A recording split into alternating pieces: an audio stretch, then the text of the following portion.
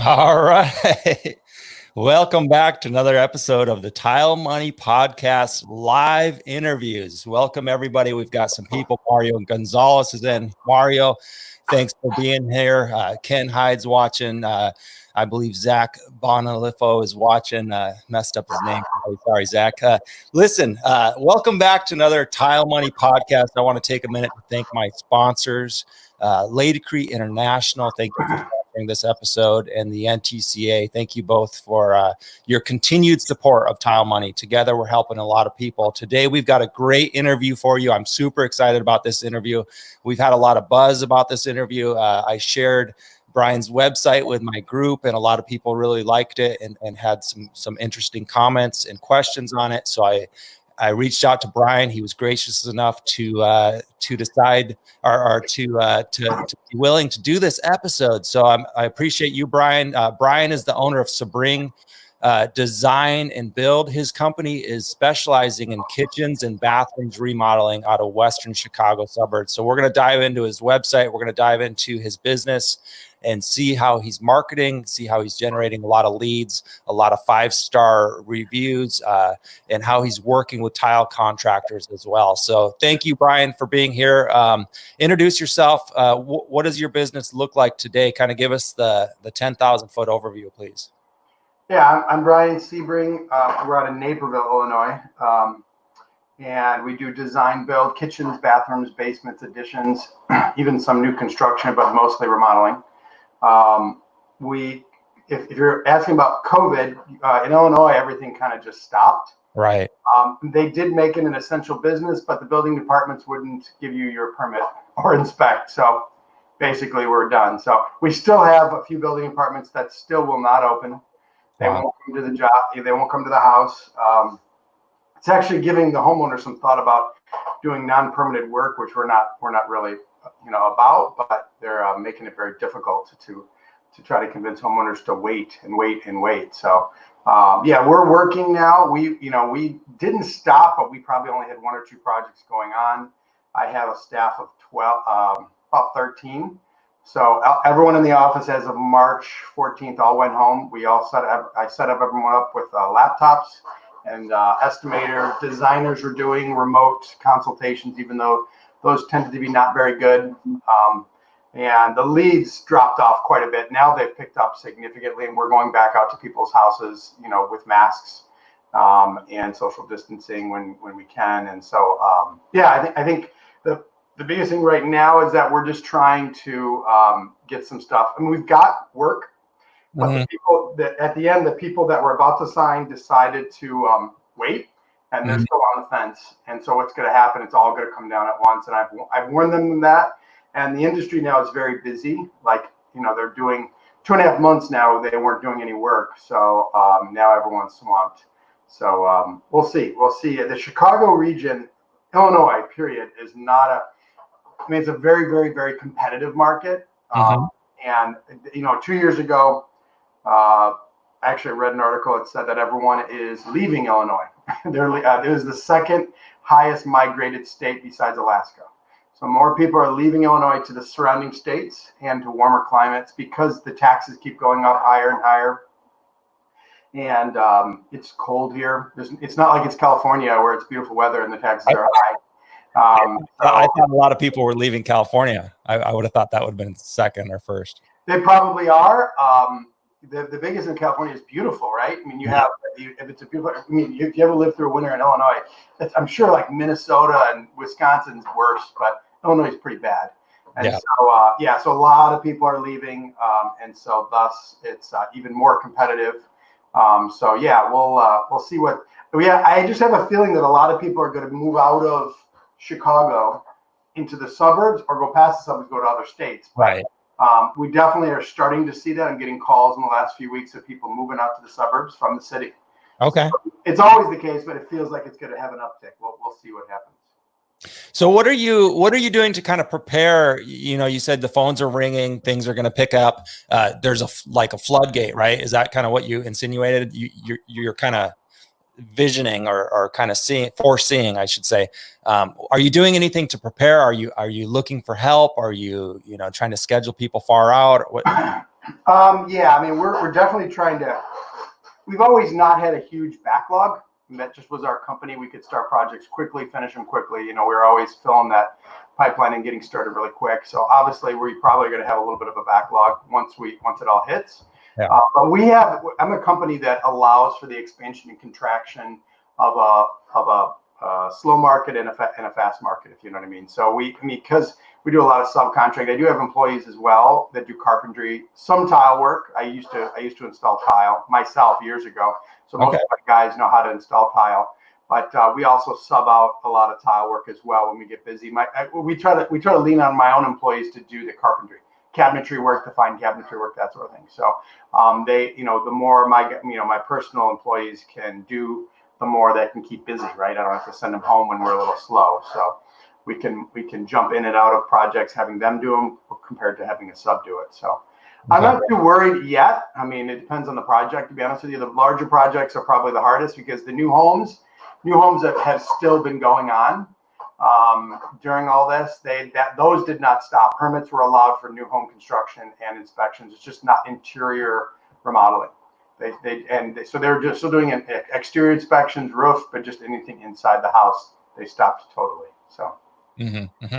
We've got a comment here about the COVID and adjusting. Are you thinking about getting back or adding new construction to your, kind of what you offer, new construction building? I mean, the one project that we did during COVID that we kept going was a new house. Actually, it was a luxury garage. And obviously it was very convenient when we kept it going. We're actually pretty much done with it now, but that project was only there because it was a past client. I've built houses. I built spec houses back in 2005, 6, and 7, and kind of, I don't necessarily want to go into the spec house building. It's just too much risk for this area. But if a client was looking for a new home, we would do it in a heartbeat. But that takes marketing and it takes ramping up. And I mean, we've got it on our website, but even when I talked to you and told you what I did, right? Kitchens, bathrooms, basements, additions, and sometimes new construction, even just, the way you talk about your business is marketing, right? And so, yeah, I mean, we would definitely do new homes. I would have no problem with it, but that is a long term. Someone called me today. We wouldn't start it for 6 months. I mean, by the time you get drawings and go back and forth and go through the design and go through the permits, 3 to 6 months at least. So that's not a quick job that we need to, kitchens and baths, we can start pretty quick. Yeah. It just takes a couple weeks for permits. So I think that's probably why I didn't have a long backlog, because I could start them quickly. I could fill that in. We could be busy and, we can get it while we can get it, but we'll probably have to do that now. Yeah, no, I like that. I'm actually happy to hear you're staying focused on your niche, on your specialty. You're not really veering off, yet anyways. Right. And you're really staying the course. I think that's going to prove, I wish you the best. I believe in that model myself. Yeah. I mean, everyone's always heard the riches are in the niches, right? And so the more you can niche down, I think the more money you can charge personally, but at least with what I do, right? When someone calls me to do just tile work, we don't just do tile work. I refer them to tile installers. I'll refer them not to our subs because they don't want to work directly with a client. They want to work directly with builders. But the local tile shops, they have lists of subs. I refer them to people that I've dealt with and that sort of thing. But as far as what we're concerned is, we always tell people we are a design build. If you don't have design as part of it, it's probably not a good fit. If you don't have the organization of 10 or more subs, probably not a good fit. So occasionally I'll get past clients that'll ask for like, oh, we want to refinish our floor. And I'll say, well, you could probably find someone cheaper than us. And they're like, we just want you to do it. Mm-hmm. Right? We trust you. We're fine paying a little bit more to have you do it. I'm like, okay, that's fine. But most people just calling us out of the website and stuff don't understand that, don't understand the pains that go along with hiring a bad contractor. So, they, we a lot of times we won't even go out to the house. We're just, we're not going to, it just doesn't make sense. We're going to waste our time. You know what I mean? Mm-hmm. We don't bid. When people say, can you bid something? It's like, we're a design build, meaning you're going to give us some money to even start the process. We'll give you an approximate price, but I mean, we can't give you an exact price until you pick everything else out. So we need some money to design it and go through that process. Almost like an architect, when you build a house or do an addition, you can't really price things until you have drawings. Same thing with what we do. Yeah. Yeah. Well, good stuff. Good stuff. And I do want to get into your pricing model, kind of your transparency model of on your website. That's really one of the things that caught my eye when I was, first checking out your website. I was, researching keywords, researching websites myself. I ran across your site, and I really like the way you have your pricing set, and they're nice round numbers. You've got low, mid, and high range, bathrooms and kitchens listed. Let's take a look here. I'm going to share my screen real quick.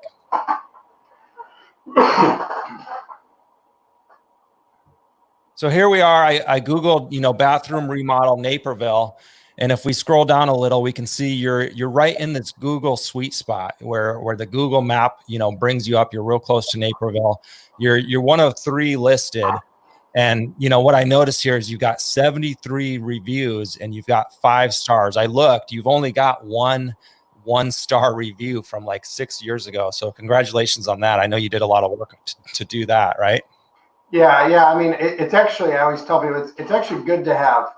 Sounds weird. It's actually good to have some bad reviews. Everyone's always worried about that, but as long as you address the reviews, and I find that sometimes having bad reviews actually allows you to market to the people that are looking, because everyone will look for that bad review, and what you say in response can really. I mean, if someone says, "I wanted to buy," like we don't do projects where people buy their own plumbing fixtures or buy their own tile. And so, if someone says they want that, and then they leave us a bad review because of that, like, he wouldn't even come out or whatever. I'm like, well, we don't do that. It's not the right fit for what we do. So that's actually can market to the people and clarify what we do, right? It's almost, you can use sometimes bad reviews for FAQs, if you know what I mean, So, but yeah, we really try hard. Obviously, reviews are an important part of our business. So. Yeah, no, it's a great conversation. Actually, we've been talking about it in some of the other groups on reviews just this morning and yesterday, a couple threads, and I agree with you. It's good to have that a couple lunatic clients, because we all have them, and if they leave a bad review, sometimes people can read right through them, and even in some cases, there's a legitimate concern for a 3 or 4 star review. And responding to those people, having a conversation right publicly online is the best way to handle that. What other things are you doing on the Google front to stay here, like with Google My Business? And how do you get clients to give you reviews? Are you reaching out to them? There's a couple things. We've now made Google Review our #1 platform to get reviews. There's so many other websites, house.com, Angie's List, Yelp. Google Review is #1 just because it helps the entire website. But we actually give bonuses to my staff for getting reviews. Mm-hmm. So, and we tell homeowners that, and when they sign a contract, I did a podcast a few years ago about this, just the process of how we get reviews. It's pretty detailed, meaning that we constantly talk about it with our clients. Mm-hmm. And one of the things when they sign the contract, we have a sheet that we go through of like, okay, what's the name of your dog? What's the name of your kids? Where are we going to put a dumpster? Where are we going to put a porta potty? All that stuff. But one of them is saying at the end, that at the end of the project, we're going to ask you for a review. And I said, our hope is that you are going to be blown away by the experience, and you're going to feel guilty when you don't leave us a review. And I'll say that. I said, and I tell them, I said, my project managers, they get little bonuses based on the reviews you leave. So if you leave a review on Yelp, and you leave a review in Google, and you leave a review on Facebook, they get 3 times the amount of money. So it's not just one review for us, but whatever you can do would be great. But all we're saying is that we're going to work our butt off to get that review. And so most of them will go like, they laugh and chuckle like, oh, honestly, if you do a great job, we'd love to do that for you. And so, throughout the process, it's about building relationships. At the end, when I come by, because I have project managers, I don't always go out to every single job. I actually have salespeople and designers too. So, but I'm normally the one coming by to take pictures at the end of the project, typically, or at the end to see how they did. And I'll remind them, say, hey, so we also have an email that the project managers, they'll say to them, hey, were you happy with how we took care of your project? At the end, they're like, yeah, you did a great job. And they'll say, can I send you an email with some links to give me some review, would you leave a review for our company? And they're like, sure, go ahead. Well, still a lot of them forget, to get busy, and they don't do it, right? I have had close friends that we do work for, and they never gave us a review. Yeah. They loved us. They told me, we love you, but they just, some people are just busy, or they don't know what to write, or, that sort of thing. So I've heard the whole idea of literally telling them what to write. We don't do any of that. We want it to be genuine. We don't put words in their mouth. If they're like, oh, if they don't understand, say, look at our old reviews, and you can, other people leaving reviews, and you can follow that. But we want it to be genuine. You know what I mean? All of this is about authenticity. I love the strategy, complete transparency again, from the start. Hey, we're gonna give our guys bonuses if they get it, if you leave a review, and that's cool.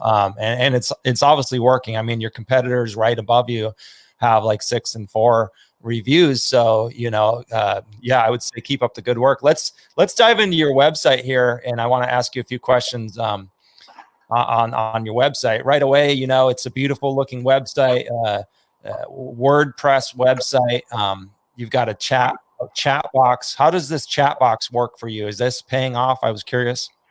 We definitely have gotten more people. We've gotten more leads from that for sure. So I was struggling with getting people to sign up, fill out their information on our online contact form.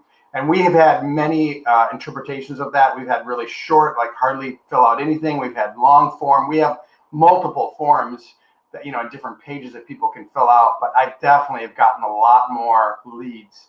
So obviously I'm paying to get the people. I'm paying, meaning using all of our, SEO tactics to get them there, but it's actually pretty affordable for that chat. That's a real person. It's not a bot. Oh, really? Yeah, it's a real person. They communicate back and forth with them. They don't, that's not one of my staff people. It's a company that does that, but they have a script with commonly asked questions. And, if they don't know the answer, they'll just say, honestly, I don't know the answer. We'll get back. I can have someone give you a call tomorrow, or the next business day. And it's been good. It's definitely increased the leads for sure from that. So yeah, I mean, I would recommend it. It slows down your website a little bit because it has to load every time you go to the page. Right. Yeah, it's kind of you're weighing the pros and cons of that. I still have, if you look at the lower right, I still have a form on that page as well. Right. And there's debate. We've talked about maybe removing that. I'm not sure yet. I mean, we're just trying to get people to take action, and people can sit on my website a long time. There's a lot of content on there. Right. And we have ebooks that they can sign up for, and then we send them a series of emails. There's a lot of different things that people can do, but we're just trying to get them to reach out to us to at least have a conversation. Yeah, that was one of the other things I wanted to ask you about was your ebooks. What is the thinking behind that, and how has that paid off for you? Obviously, it's content. It's content marketing, right? You're trying to teach a client about the process. You're trying to be, my goal, and I've had people tell me this it's not every person, not everyone does a ton of research, but when you're spending $100,000 on any project, that's a lot of money, right? Sure. So it's usually, this is a long buy. I mean, people are sitting on my website today, and then they'll go back next week and maybe talk to their wife or husband and say, we need to do our bathroom. And then they could log on. Well, let me show you this local guy. There's tons of images, what he does, look at what he does. And you want to do some research, honey, you go on there, and it can take months, right? I mean, it's a slow process. This is we're not a plumber, right? People need you right then. Right. Right. It's a slow process. So anyway, we know that. So the more content, the more we can educate a client, more likely for them to work with us. So that's my goal. Yeah. Yeah. And you actually want, the clients that are spending months versus days or weeks trying to think about, how they're going to spend their money the right way, because they're getting ready to spend a good amount of money. Speaking of money, let's jump over here to your pricing guide. I really liked, like I'm saying here, you've got right up front, remodeling costs, dollars and cents, and then you break it down between your 3 specialties. You break down your process. And if you go, like, bathroom is going to be the most relevant to my audience. So if we go to the typical hall bath, you've got it, 5x8, very typical across all of our great states here. And so you've got it down to basic, mid, and upper, and it starts at 25. And then of course there's no ceiling on those, but it gives somebody some good ideas. How long have you been advertising prices like this, and what's the thinking on this, and has it paid off? Well, I mean, 5 years. Well, I mean, we've had them on there for 5 years. We update them yearly because prices never go down. It feels like. Right. But yeah, I mean, and it's funny because this page on my website, I've gotten more calls from contractors around the nation in the last 5 years than they call me up wanting to do this. And then I'm involved in a national organization called Remodelers Advantage, which is like a mastermind, like a roundtable style organization. And then I get guys in those groups that absolutely hate it. They absolutely hate this idea. And the biggest thing for me is that I get 700 to 800 raw leads a year. And we only go on maybe 125 of those appointments. Right. There's a lot of people, tire kickers, that have no idea, and they call us. Obviously, my website's very strong, so a lot of people get on our website not knowing, and so we use it in our qualifying. Right, when people are on the phone, we'll say, "Do you have, do you have a preliminary idea of cost? Do you have a budget range you're trying to keep the project within?" We try to help people keep you within that budget range if you want us to. And a lot of them are like, "Well, I have no idea what a bathroom costs." I'm like, well, let me send you our pricing guide. Or sometimes I'll say, "Let's go. Are you buying a computer? Let's go on right now. Let's take a look." And that at least gives you a range. And I tell them it can be more than 35 grand. It can be a lot more depending on if you do something really, really fancy, So really, this is just a good guide. And so a lot of people will get sticker shock from that. And they'll be like, "Oh, I was thinking 10, and I'll say, it doesn't sound like we're the right fit. Right. And they'll say, yeah, maybe not. Or a lot of times what I'll say is, we really wanted to spend 25. Okay. That means they want to do basic. And I say, okay, let's talk about what you want. We try to siphon through it. Your website is a big funnel. That's all that is a funnel to find the 40 projects a year, 80 to 100 grand project average, 40 of those a year, and how we get them to the funnel as quickly as possible. And then in the meantime, help people. Help people along the way, right? People go on our website. I've had people sign up through Facebook, our Facebook ads. They're like, yeah, we'd like to set up an appointment. Okay, well, I'll give you a call tomorrow. We can set up a time to meet. I always like to talk to people still through the process, even though more and more people are not wanting to talk on the phone. They just want us to come out. And so, I'll say, well, I'll call you tomorrow and say, here's a couple good articles for you to find, for you to look at. Literally, half hour later, they'll be like, yeah, we wanted to spend a lot less. We're gonna, we're gonna look elsewhere, or we're not gonna do it. Whatever, we thought it was a lot cheaper. It educates people. That's all I'm trying to do. And unfortunately, I've got 2 other designers and / salespeople that meet with clients. I don't want to waste their time. Their time is valuable. I don't want them coming back to us and coming back to me and saying, I was there for 5 minutes. They wanted to spend 5 grand on a full kitchen project, or 15 grand, so we're just trying to reduce the amount of runs out, to the houses that we can. So we use this. Actually, we're using Zoom now, which is great about COVID. It's really pushed people. So if someone doesn't necessarily have the budget, or maybe we don't think it's a good lead based on the responses, and they really want to talk to us, we'll set up a Zoom now instead of going out to their house. We do believe strongly that we sell way better and connect with clients in that relationship level by doing it face to face. And so we're still meeting face to face when we can, but if we can't, we can get on a screen with Zoom. But face to face, in person, we're going to be more likely to sell a project, and because they'll connect with us. It's if a homeowner has 3 Zoom calls for a kitchen, what are they doing? They're mostly looking at numbers, right? Give me the numbers. What is the cost? And they're going to narrow things down based on price, not by relationship. So we still try to meet with people in person. Sure. Yeah, no, in person is very critical, and will probably always be necessary at some point in the relationship. But I love what you said about, did you say you get close to 900 leads? 700 to 800 a year. 700 to 800. Yeah. And you're going on about 100 and 150, did you say? 100 and a quarter, yeah. 100 and a quarter. So what is that, about 15% you're actually going out to see? Yeah, maybe a little bit. It's maybe a little higher than that, but yeah, about that. 20%. So 15 to 20% of the actual phone calls, you're actually investing your time, your vehicle, your gas, your money to go meet them. What does that process look like? Are you going out to pick up a deposit check? Are you selling a consultation fee? Or are you going out just because you believe there's a good chance they'll hire you? All of the above, what you just said. Basically is, we have a 3-step process. We do a preliminary, so we come out, no charge. We do the first appointment for no charge, but they're qualified. And, we want to make sure that it's worth going out to their house, obviously. But, they'll meet, kind of review, walk through the space.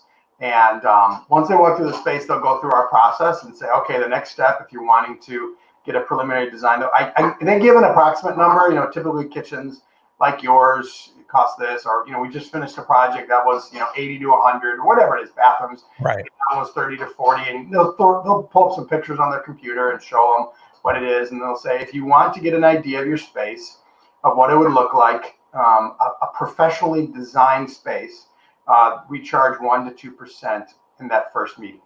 So if it's a $100,000 project, $1,000, sometimes only $500. It's a loss leader for us. It's not like we actually still lose money on that, but we get some money out of their pocketbook just to make sure that they're serious, that we're not spending a lot of time. Now, lately, because of COVID, we've been doing those. If it's a good lead, we've been doing those first step for no cost, just trying to get back. And we can choose to do that, right? We can say right now we're running a sale and we're not going to charge you. But so what that gives them is that we do we use Chief Architect software that does really good 3D rendering, and they measure out the space, and then we invite them in our showroom, and then they'll lay out some samples and color ideas, and you're working with a professional designer.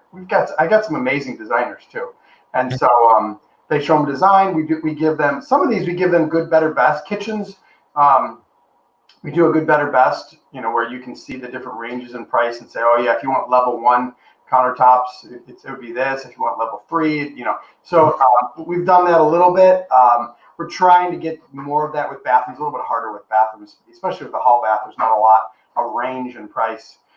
When we present that first step, it is a range still. It's not an exact price. I tell them we can't give you an exact price until we know exactly what you want.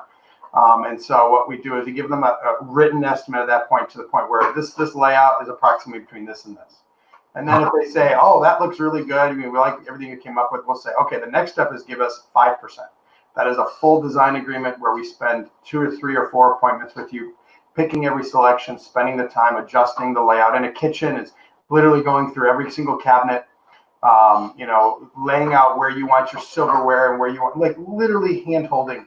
And we tell them, as long as you sign within 14 days of us presenting the proposal, those 2 fees are credited from the project. Mm-hmm. So, it's just a payment in the beginning. We're doing a ton of work. And then we get, so we can get paid for that if you decide to walk.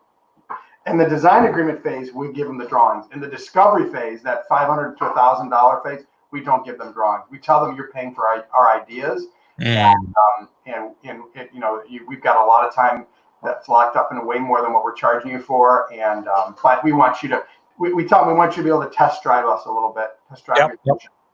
And then once they get going, we get going with the project if they sign the proposal. So interesting.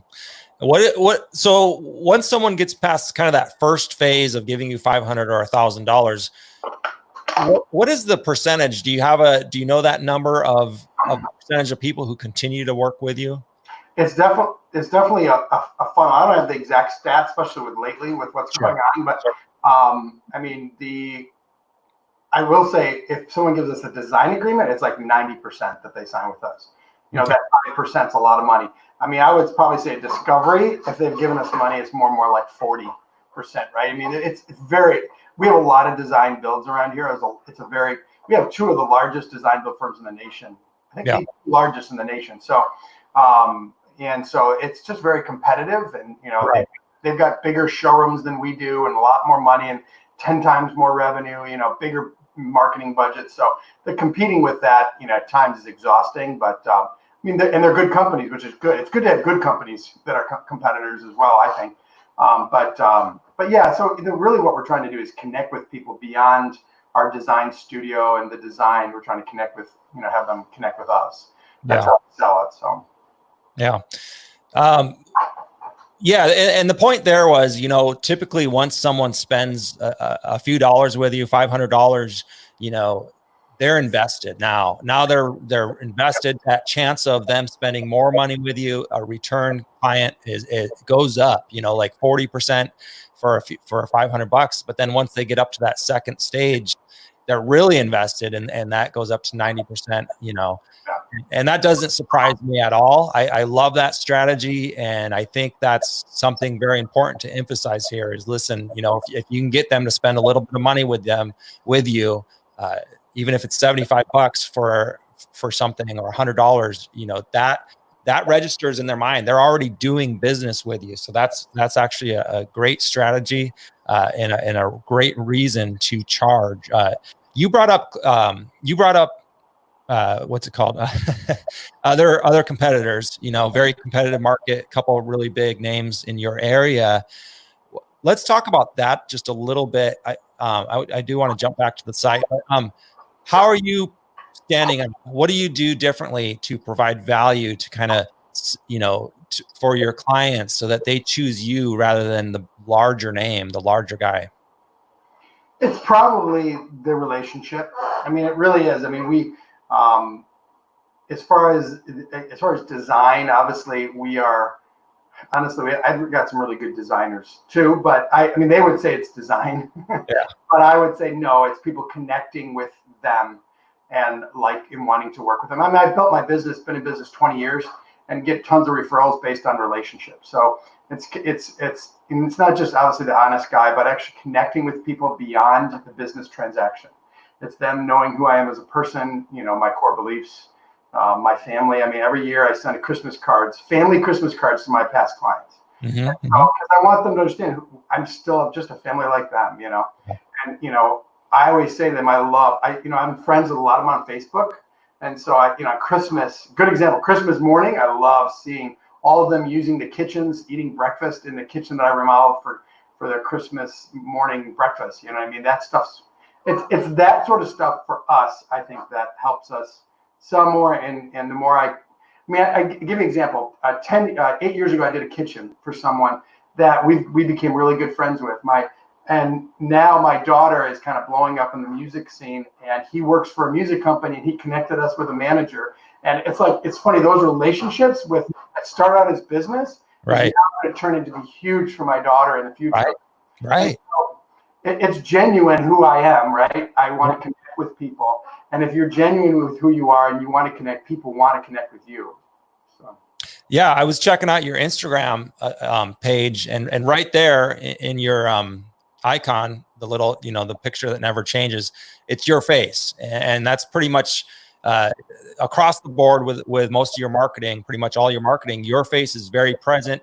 You've got videos on your website that we didn't even look at, but you've got videos with you just talking like a real person, kind of explaining processes, explaining who you are. And I just wanted to show my audience here for the larger master bathroom, which is, I guess there's no square footage there, but we could say 150 square feet or something like that. It's basically with a tub, a separate shower, a vanity that's at least 6 feet long, and a toilet room, separate. Mm-hmm. And so these are starting at 50. And then of course, upper level starts at 70, mid is at 60. So I just wanted to emphasize this. These are real numbers. I talk to contractors, pretty much across the United States, and contractors everywhere are coming up with these kind of numbers. I like the fact that you put it out there. I want to talk a little bit about your competition, seeing these numbers. You said some people don't like it. Why? How are you coming up with these numbers? Are you basing it off of national directory, or are you basing it off of your own experience? It's our own. I mean, you could look at, I'm sure you've heard of the cost versus value report. Sure. We can use that. I mean, last year we did like 10, last year and earlier this year in January, we did like 10 workshops teaching people about how to hire a contractor and how to budget for a project, how much kitchens cost, the 3 levels of kitchen remodeling, from cosmetic to full gutting and redesigning. And I definitely show them my price cost, my pricing guide, but I also talk to them about cost versus value. I also show them graphs of how prices have changed in the last 5 years. Mm-hmm. And that graph's always surprising people, because what happens is people go to a workshop like that, and like, yeah, we're going to do it in 2 years. Well, I'm like, well, let me tell you in the last 2 years how the price has gone up. So just if you wait, everything costs more. And so, $100,000 project, if it goes up 5% a year, That's 105 to 100, 105 next year. I mean, it literally is like that. So, but yeah, that it's all education. It's all trying to teach people. But that is our projects. The average job. I mean, there's some master baths that are 80, some that are in the 50s. But it's actually very difficult to get it in 40s for us now. It has to not have a freestanding tub or anything. It's got to be a little bit on the smaller side. It's funny. A friend of mine remodels in San Francisco, and those numbers are way higher than ours. And then you go to Texas and they're way less. You know what I mean? Sure. So we're probably the middle of the road, I think, in the country. I think maybe upper middle, but yeah, so as far as the competition, their price is going to be the same, right? I mean, in the end, I think us. I mean, I've had many people say they really like us having something like that online, and they tend to trust us more. But yeah, I mean, the big companies, a lot of us, they may charge a little bit more than us, but a lot of them are very similar in pricing, and it really depends on what they pick. You know what I mean? So, aren't you afraid of local competition seeing your prices and then undercutting you? What is your thought process there? Local competition, meaning smaller company. When you say local, what do you mean? Talking about just any company that's in our area that's our competition? Yeah. No, I'm not actually, because if someone's going to do that long enough, they'll be out of business. You know what I mean? I mean, that's what it comes down to, is that I'm confident in what we charge.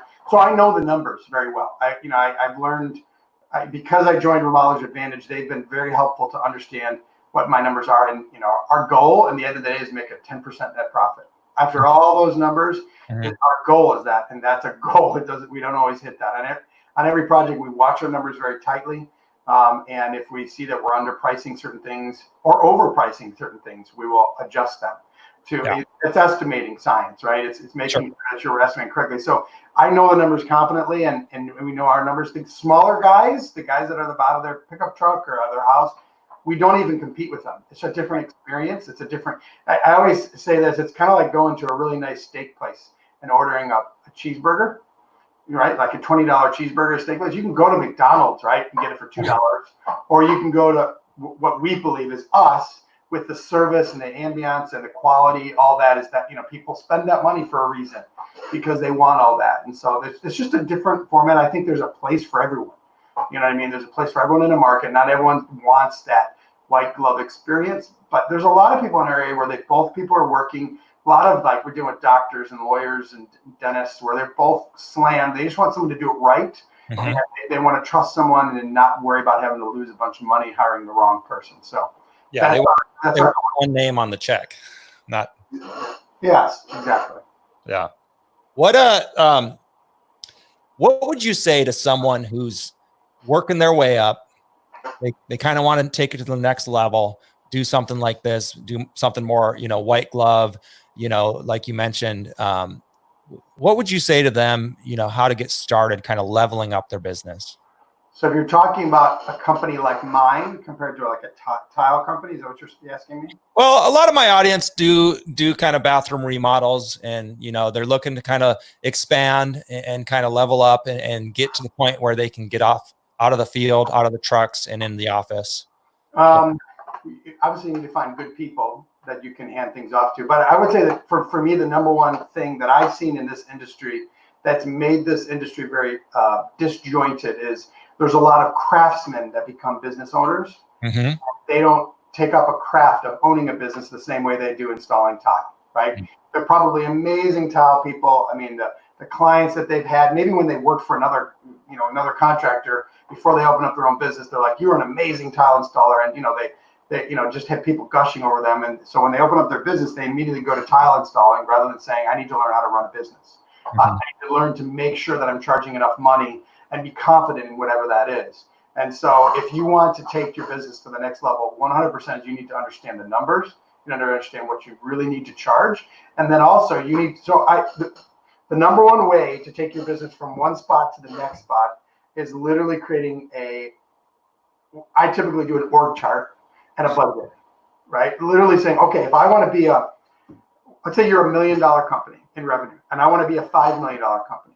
You lay out the people I'm going to need, the cost of each person, the overhead required, and say, okay, in that $5 million company, we're probably going to have to have a bigger showroom, or maybe not. we're going to have multiple, salespeople. So you literally lay out what that looks like and map it out that way and say, okay, how much of a marketing budget I'm going to need. And then you start that process in a slow process to that. I've had friends of mine that will do that with 3 different stages, create org charts and budgets for 3 different stages, say from 1 million, 3 million, and 5 million. So you start to plan that out and say, okay, if I have a $5 million company, I can't be production manager. I can't be a project manager. I have to be running everyone else. And okay, now I'm going to have to add whatever 60 grand, 70 grand, 80 grand, whatever that person costs onto mine. And some of that you don't know, and you ask other people. You get to know other people in the industry, and you surround yourself with other people of where you want to be. The more you can do, the more you can surround yourself with the guy that's at 5 million. I mean, with some of my competition locally, the $30 million rep, I've had lunch with them, sat down and talked to them how they got to that stage, and they're very open on it because they know that most people won't take the time to do it, right? I mean, he can literally map out right there in a conversation, do this, do this, do this. And he's like, yeah, I don't have a problem talking to people because most people won't do what it takes to get to that level. Right. And so, yeah, I mean, there was, in the last few years, I've gone and traveled. Whenever I go travel, I will call a local contractor and ask them if I can come by and meet them. Wow. I mean, a lot of it's through Remodels Advantage. We have that connection, right? You're an RA. Sure. Call RA, Remodels Advantage, and I'll go, can I just come by and spend an hour with you and pick your brain and tell me about your market and what your challenges are, and I'll try to help you and you try to help me. So, I mean, again, in a few years, probably had 15 of those. Yeah. I mean, I go to Florida every year at Christmas time. I visit a friend of mine that has a business in Naples. We become good friends. And, wherever I go, I try to find someone, because then I can learn what they're doing and go, okay, I like that or I don't like that, right? When I was building out our design studio, I went to a friend of mine, and there's things I did not like about his design studio that at least said, okay, I don't want that. I want this. I want this feeling and this experience when people walk into our place that he did not have. And so the more you can surround yourself with people that are there, the more you can learn. And I think the problem with this industry is that everyone feels like they're doing it on their own. Right. I can't talk to anybody. And maybe locally you can't, right? We're all little competitors. I get that. A lot of people are. Well, you just said you could, though. You sat down with the biggest, contract. You're right. I did. I think he had respect for me and I had respect for him. And I just said, I was very vulnerable. I said, I really would love to learn. I know I can learn a lot from you, and you're in a position, and he's confident in his business, right? He's 10 and times. Hey, you had nothing to lose. Yeah. And so, but even on a smaller level, if 2 smaller guys are that way, but go outside your market. If you go, like we live in Illinois, if you go on a summer vacation to Michigan, call up a local guy up there and just say, I'm a contractor like you. If you want to grab lunch, I'll buy you lunch. You look like you have a company that's really cool. I saw your website. I'd love to pick your brain and develop a relationship. I mean, they may say no. Go call the next guy. I mean, that's all it takes. So I have definitely seen a trend going towards that with Facebook groups and communications. I mean, I have regular conversations where I'm in a Facebook group for remodeler community, it's called. And the constantly we're connecting and talking, and, you did this, how do you did that? And I'm always willing to give back because I'm always willing to learn from other people as well. So, yeah. I love so much about all that, and that's one of my favorite things about the NTCA, the National Tile Contractors Association, which is relevant to my audience. I can go to their board meetings 3 times a year, throughout the country, and sit in rooms with average guys like me who are doing 200-300 a year, all the way up to the owners of the largest tile contractors in the United States. And they're an open book. Just like you said, they're not, that's one of the beauty about, the nationwide thing, right? Is that you're not local competition. So of course you're an open book, but I especially love that story of you called up the biggest guy you could find in your area and you said, hey, I just really would love to learn from you. And he said, yeah, I'll tell you anything you want to know. He's a great guy. He really was a great guy. You know what I mean? It's like, so yeah, I mean, when you want to connect with really good people. Yeah. So I'm very cautious about who I call. I'm not just calling anybody, but right. But yeah, you can connect with really good business people just to learn. I think I've learned that most people that are successful rarely have people want to put in the work to get to their success. So they tend to want to help those people. Yeah. My experience at least. Yeah. Well, let's jump. We got a few more minutes here. Let's talk about your relationship with tile contractors. Someone asked, you're a GC, you're subbing out work. Someone even asked, why are you on this podcast here? And, the point of this podcast is to connect people and learn and educate. And so you're hiring tile contractors. What are you looking for in that relationship? What are you willing to spend more on when you're looking for tile contractors? I mean, any sub relationship, there's a combination, just like when a client calls me, right? Value of what I'm getting for, the result, right? Good example, a few years ago, this is maybe 5 years ago, we had a guy that was really cheap. Great tile, amazing tile, dirt cheap. And we were getting to the point where let's pay him more. Yeah. Right? Because we want him to get to our jobs. He's so cheap that if we pay him a little more, and we'll say, we'll pay you more than anybody else, but you have to make us a priority. He was a good craftsman and not a good business person. And so my thing is that it's just a balance. There, we have multiple tile. Normally we have one guy we use for things, right? We have one plumber, one electrician, but tile, because they get busy, they can't get to a job. We probably have 3 or 4 that we call at different times. And my own guys will do tile as well, because I used to do it. I love tile and installing tile, actually. I haven't done it in years, but that was the one thing I enjoyed. But there's a guy that in market that's the most expensive. Great at what he does, and we will use him occasionally, but we know that we may lose some money. When we only have a certain amount of budget, right? And right. When we estimate a tile job, if we're going to lose some money, we're going to have to get it somewhere else, right? We're going to have to hire this other drywall guy that maybe is more cheaper, that we're going to have to make sure he does a good job, or it's literally that's the way it is, right? Right. And so, with tile people, it's all about the quality of what they're doing, and if they're going to show up when they're supposed to show up, right? Get there when we need you to get there. And so what our belief is that we get a little bit of a value. It's a little cheaper for us. We make some money on it, and you don't have to market yourself. You show up to the job, send us a bill. I don't think we've ever had a tile guy bid a job. We know what they charge, right? We know it's a typical charge. So literally go to the job, get it done. Maybe you'll meet with a homeowner for 5 minutes with us. We'll be the liaison. You're a craftsman, just do the job good, correctly. And then you can go home and you can send us a bill. So even when we get a warranty call on tile, the reason why the tile guys like working with it, because we want to be a good contractor for tile guys as well. There's a warranty call, there's grout missing, something happened.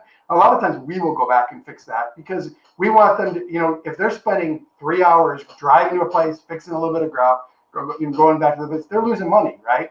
And so if that keeps up and keeps happening, obviously we're going to have a talk with them. But we normally deal with warranty calls first. We normally try to fix it without sending our subs, all of our subs, unless we have to. And so that we also try to be a good contractor as well. So they want to work for us. We pay like that. Honestly, we're probably the quickest paying, contractor in the area. They literally send us a bill. We'll have to check that day if they want it. So partly because I know that's, for most of them, they're not as good at business, not everyone, but a lot of our subs are really good craftsmen, not as good at business. They don't want to deal with the marketing end, and they need that money right away. They tend to live, paycheck to paycheck. And so that's an advantage to us. They want to work with us. We want to get them to work with us. So it's just that relationship back and forth where we find the value. We don't expect the cheapest. We just expect value. You know what I mean? It's as simple as where we make that money because we do all that other thing. We spent a bunch of money marketing this client, getting that client, again, narrowing from 800 leads down to 40 jobs a year, right? Yeah. And they don't have to do that. They just send us a bill and we get them a check. So that's really what it is for us, is making sure that we are getting quality, value, and quality together. Yeah, it always, the bigger I grew my company, it always surprised me. As you're coming up in the trades as an apprentice, you're always thinking. I've seen it recently here. The saying, my boss makes a dime but gives me a nickel, so I'm going to spend his time dragging my feet or whatever. And you kind of some apprentices have that mentality. Unfortunately, most of us did. Like we looked at your prices, 40, 50,000, large numbers. But what we didn't look at was your expense report and your overhead and your advertising budget and your marketing budget. And I thought it was interesting. to be learning all these things as I was growing my business. And so there is that relationship that's mutually beneficial to a lot of people. I encourage my audience, if they're interested, to build their own business, get their own work, but certainly having a good contractor to work for, and you do find them. It took me a long time to find a few contractors that actually valued what I was bringing to the table enough to pay me the prices that covered my overhead and my employees. But it can be done. And I think the best model for a subcontractor is to have a little bit of both. But some people do 100% subcontractor work. And so it's relevant to have these conversations to kind of unbox, what value you're looking for, and how they can kind of, bring that value. So I appreciate your transparency. And I do want to say, talking to Bryan, I was curious who built his website. I looked into his website. It's a WordPress website. It ranks well. Bryan, tell us about that. He said he's basically built it himself in-house to kind of save costs and to really control that. Did you have some, what was the reasoning there? I've been in this 20 years. I mean, my first website, whatever, 19 years ago or whatever, was horrible. I actually, there's a website you can go back and look at old websites. I don't know if you knew that or not. No. It's called the Wayback Machine. If you type in Wayback Machine. So I looked at my website from like 20 years ago. It's so horrible. But someone built it for me. It was back in 1999 or 2000 or whatever. But about 5 years ago, I worked with a marketing company. They built out a website. I spent a lot of money on it. I wanted a very visual, I wanted a really cool business card, right? That's basically a brochure website. Right. And with some education on it. And they spent a lot of time building it out. I did all the language on it. I told them what I wanted. Then I started realizing I'm kind of telling them what I wanted, and they were just doing what I want. They built it custom. Mm-hmm. 15 grand. The cost was a lot of money. And when I got done, I'm like, all my SEO was tanking. Like I was not getting any calls. I'm like, what's going on? He's like, oh, that's now you spend another $4 grand a month in Google ads. I'm like, what? I don't have that much money. Yeah. I got pissed off. I finally got pissed off enough to the point where my wife can tell you the story. I went home. I told her, I am going to learn this on my own. I'm sick of living under. I kept going from, digital marketing agent to digital marketing. They all screwed me. There was no value to what they did. They did not put their heart into my website. They would charge me a ton of money. It's digital marketing people are expensive. There are some good ones out there, but I find for small business, it's really hard to find a value. I get people that call me up that are contractors all the time. They're like, hey, can you refer me to someone? I'm like, no, that's why I did it, right? I still have not found someone that is going to be a good value for what you get. I'm not asking for free, just like a good tile person. I want a good value, and I still have not found that. Everyone's $3 grand a month for, maybe a blog article a week and maybe some build out of citations and basic stuff that does not take that much money in a normal application. But they're all charging over $100 an hour for their labor, and Yeah. So for me, I finally said I'm going to learn this, and then. Again, my wife can tell you every evening and every weekend I was on my computer learning it and understanding it and understanding what local SEO is different than national SEO and how to do keyword research and how to build local pages, everything. And so once I did that, I hired my first marketing coordinator, and he didn't have any WordPress knowledge, but he had some back-end knowledge of other website platforms. And so he learned WordPress, and we decided to get off that. Paid 15 grand. Like a year or two later, I got off it. Partly because I couldn't do anything with it. I could not add to it. I had to have them do everything. And so my number one suggestion to any small business, just use WordPress. Not even Wix. WordPress is the number one website. More people use WordPress than any other website. There's so many free plugins, that you can do. or cheap plugins to add. I think it was $65 for that theme. It's called the Avada theme. A lot of people use it. It was $65. I built it on that platform. There's a lot of labor involved in it, right? You have to build what you want. But we laid it all out. My market coordinator was very, very smart, and we went back and forth, and we built it all out. And then we started building out a bunch of blog articles and a blog content. Now I get millions of people going to my website. Wow. You asked me about reviews. If you look at those reviews, there's a bunch of reviews on my Google review of people that have called me or emailed me and said, hey, I found a picture on your website. Can you tell me what tile that is? I go and I spend some time doing that. I send them back and say, hey, I researched it, found it, here you go. They say, thank you. I can't believe you helped me. I really appreciate it. And I'll say, hey, can you leave us a Google review to help my local clients? And I tell them, be honest. Don't tell them I just helped you. You're not a client of mine, And I've gotten 30 reviews from that alone. And wow. So it's trying to harness what I've accomplished with my website and try to help our local clients, build local SEO as well. So anyway, I spent a lot of time learning it. If you want to learn digital marketing, it's all on the internet. Between YouTube, I mean, most of it is free too. You can learn it all if you explore. And how much time a week? Excuse me. How much time a week are you spending now? Well, right now I'm training my new digital marketing person. So I'm still doing. We have people in the Philippines. We have some W-9 workers in the Philippines that are full time working on blog articles right now. And so what I do, I think I told you before, I do keyword research. We use Asana, which is like a to-do list task, and so I set up articles, then they write and they get the images, all that stuff for it. And so I've created a process for that. So my goal this year is to pump out an article, one article per working day. So, whatever, 200 and some working days in a year.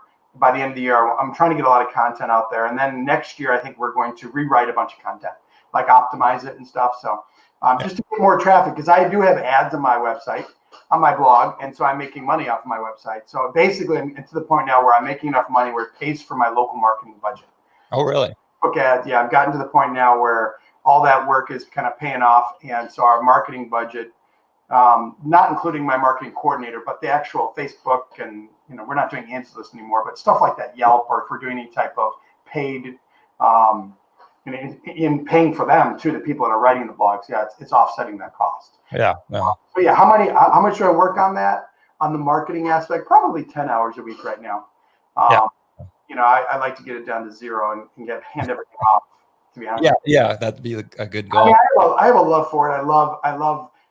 I like the digital authority type website where we can make money off it. So I do have some goals for that. But I mean, all of this is just understanding what works. And this is something, like, if I heard you right, this is something that's been like 15 years in the making to get your website to the point where it is today. And I would say 5 years. 2015 is when they built out that website for 15 grand. Oh, okay. From that point on, I took it over. So it's been about 5 years, and I don't have I've got to still run my business.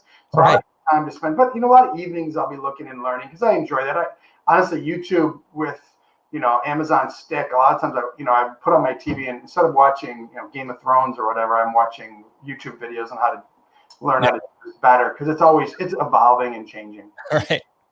Yeah. And, full transparency here. And the reason I'm having this conversation with you is I always tell people, I have a website agency because that was one of the things I saw Tile Guys was lacking is none of the Tile Guys had websites and I say, hey, they're easy to do. I've made them before. Easy is not really the right word. We just unpacked, kind of the dedication that it takes to do it right and do it well. And it's very rare to do it well. It's also very rare to spend even 5,000, 10,000, 15,000 and have a really good working website done for you. So that's kind of the thinking when I started my agency. I partnered with an SEO guy. I knew tile, I knew keyword research. I kind of dabbled in that myself. And I thought, you know what, we're going to give this a go and do it. And even though I've made it really affordable for tile contractors, I still say, you can do it yourself. If you have more time than money, by all means, do that. Or your business is to the point where you're sitting in the office 40 hours a week, by all means, dedicate time to your own marketing, your own sales, your own ads, because that's where you're really going to be the reach. But if you're still, sticking your trawl in the bucket 5-6 days a week, you just don't have the time to do it. So don't do it half-heartedly, figure out, how you can do it. And so, one thing I want to say is that sticking your child in the bucket is a good example. You asked about how to move to the next level, getting out of the field. That's probably the hardest thing for tile guys or just craftsmen. It's letting go of not being perfect, meaning hiring someone else that does a great job, but not looking over their shoulder going, you didn't do this little detail, you didn't do this little detail. You can certainly tell them how to do it better next time, but I don't sit there and critique my staff every single second of the day. I allow them to be, they're smart people. I hire them. If they're not doing a good job, I'll certainly talk to them. But that's the hardest thing I found for craftsmen is to leave the field and go, I could have done that better, right? I could have done that. They look at a tile job and go, oh my gosh, look at the gap there and this. And the homeowner loves it. The homeowner's like, it's amazing, but they're like picking apart every little detail. I have that disease. I call it, it's a disease for a long time where I would look through other people's work and my guys, and I would pick it apart, and I just don't do it anymore because if the homeowner's happy, that's all that matters. What I mean?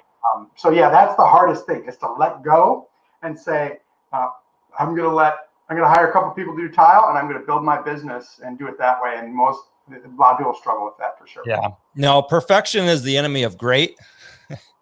And we can never be perfect, but we can be great. And tile guys are diseased. Most of us are perfectionists. I myself don't really consider a perfectionist. A lot of tile guys, they won't even install or they hate installing like handmade tiles because of how imperfect, by nature it is, but that's what the customer wants. And I personally love it because it means I can do it right, but I can go fast and make money. Yeah. You're an entrepreneur, right, by nature, right? Right. So there's a difference between business owner and craftsman. And it's a hard mentality, right? Unfortunately, a lot of craftsmen should probably just be working for a company, making good money and go home every night rather than trying to do it on their own. But a lot of people like that freedom and think they have that freedom. So I get it. Yeah. Yeah, it is a problem in our industry. And I encourage people, hey, that's one of the things I'm attempting to do with this podcast format is highlight companies who are ready and willing to pay a living wage with insurance and benefits, paid vacation and stuff, because we need more companies like that, because I think more people would actually work for someone if there was more larger tile contractor companies like that. So not a lot. There's not a lot though. Yeah. The larger side tile companies, they're all small in my area. They're all disjointed. I mean like one or two employees of their own, just doing it themselves. So it's really common. And I think it's hurt our trade more than it's helped. So, but tile's an art, and it lends itself to, what are you going to do? You got to control your art. And so it's an interesting balance, but it's an interesting balance. So, well, listen, Bryan, I really appreciate it. You've delivered a lot of value. I appreciate your transparent, way of doing business. And a lot of the things you talked about are going to help a lot of people. So, appreciate you. I'll probably be reaching out to you in the future and picking your brain from time to time. Sure. I'm always here. I'd love to talk again. All right, Bryan, have a good afternoon. Talk to you later, tile friends. Stay profitable out there. Okay. Bye-bye.